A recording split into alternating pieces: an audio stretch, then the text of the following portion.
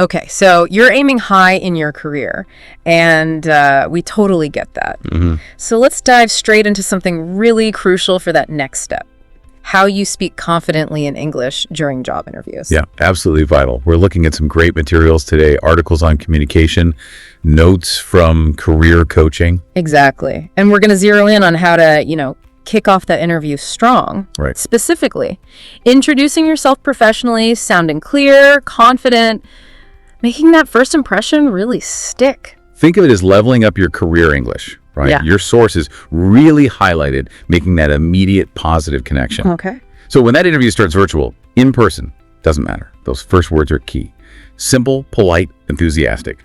That's the aim. Okay, so give us some examples. What are those go-to opening lines people should have locked and loaded? Well, based on what you've gathered, starting with a clear, good morning, thank you for having me.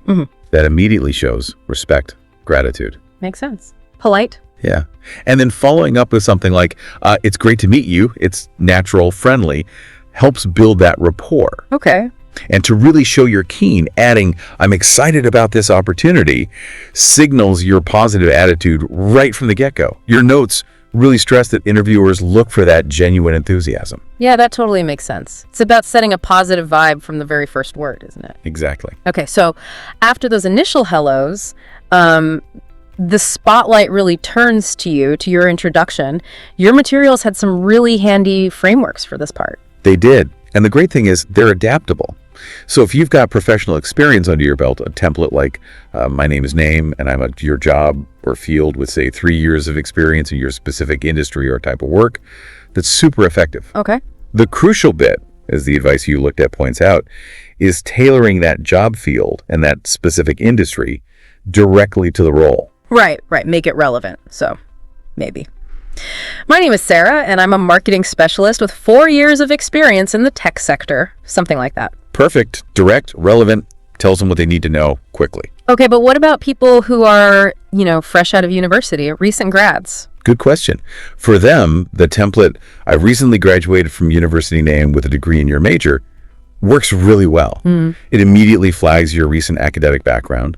And like your coaching notes suggested, for entry-level roles, highlighting that educational foundation is, key. So it doesn't really matter where you are career-wise. There's a clear, concise way to introduce yourself, but just stating your name and background, It feels like you could add a little something extra. You absolutely can. And your sources touched on this too, the power of adding a quick, impactful strength. Okay. Just a short, positive statement can really help you stand out, leave a memorable little note. Right.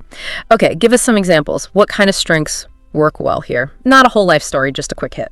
Exactly. Keep it concise. Think about qualities that are pretty much always valued.